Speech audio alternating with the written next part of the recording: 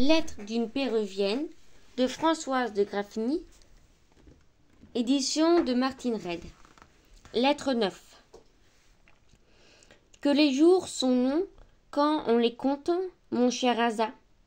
Le temps est ainsi que l'espace n'est connu que par ses limites. Il me semble que nos espérances sont celles du temps. Si elles nous quittent ou qu'elles se soient pas sensiblement marquées, nous n'en apercevons pas plus la durée que l'air qui remplit l'espace. Depuis l'instant fatal de notre séparation, mon âme et mon cœur, également flétris par la fortune, restaient ensevelis dans cet abandon total.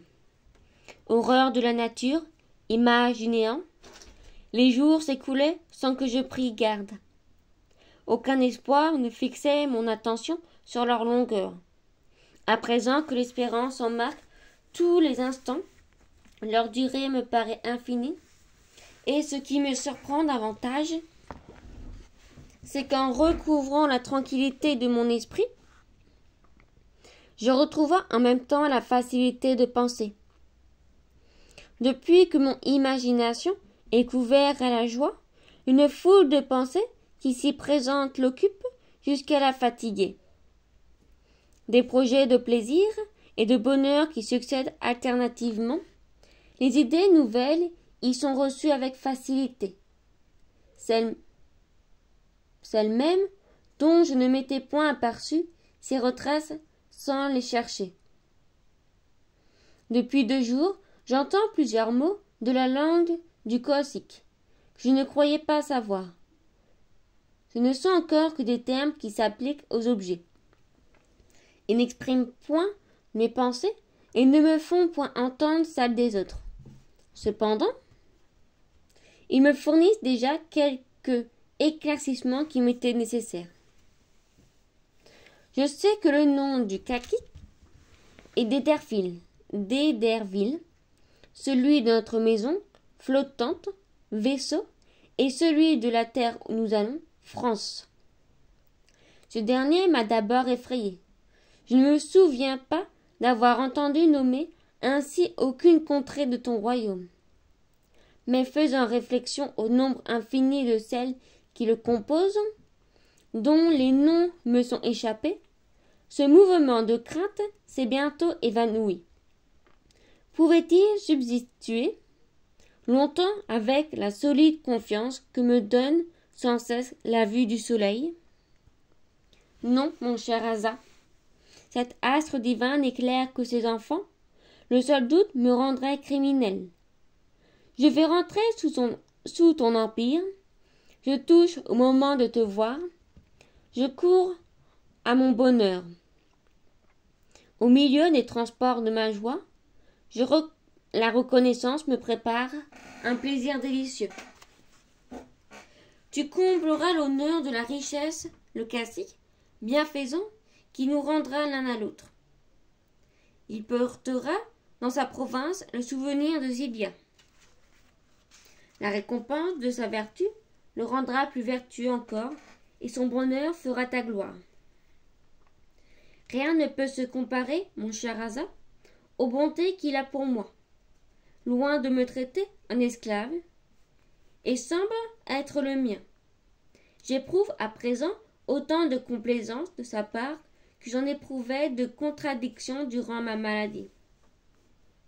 Occupé de moi, de mes inquiétudes, de mes amusements, il paraît n'avoir plus d'autres soins. Je les reçois avec un peu moins d'embarras depuis qu'éclairé que par l'habitude et par la réflexion, je vois que j'étais dans l'erreur sur l'idolâtrie dont je le soupçonnais.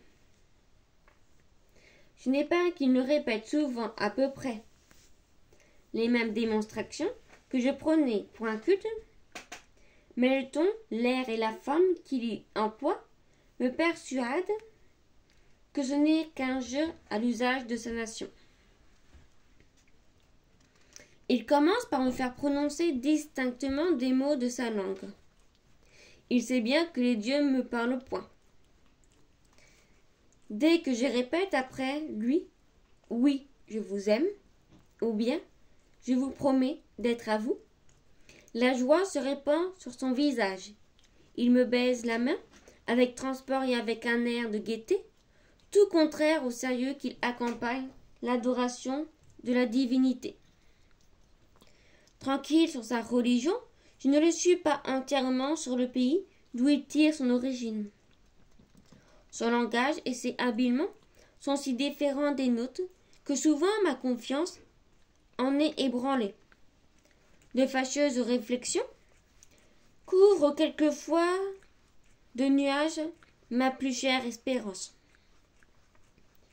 Je passe successivement de la crainte à la joie et de la joie à l'inquiétude. Fatigué de la confusion de mes idées, rebuté des incertitudes qui me déchirent, j'avais résolu de ne plus penser. Mais comment ralentir le mouvement d'une âme privée de toute communication, qui n'agit que sur elle-même et que de si grand intérêt existe à réfléchir? Je ne le puis, mon cher Asa, je cherche des lumières avec une agitation qui me dévore, que je me trouve sans cesse dans la plus profonde obscurité. Je savais que la privation d'un sens peut tromper quelques égards. Je vois néanmoins avec surprise que l'usage des miens m'entraîne d'erreur en erreur. L'intelligence des langues serait-elle celle de l'âme? Ô Scheherazade, que mes malheurs me font entrevoir de fâcheuses vérités, mais que ces tristes pensées s'éloignent de moi. Nous touchons à la terre, la lumière de mes jours dissipera en un moment les ténèbres qui m'environnent. Fin de la 9e lettre.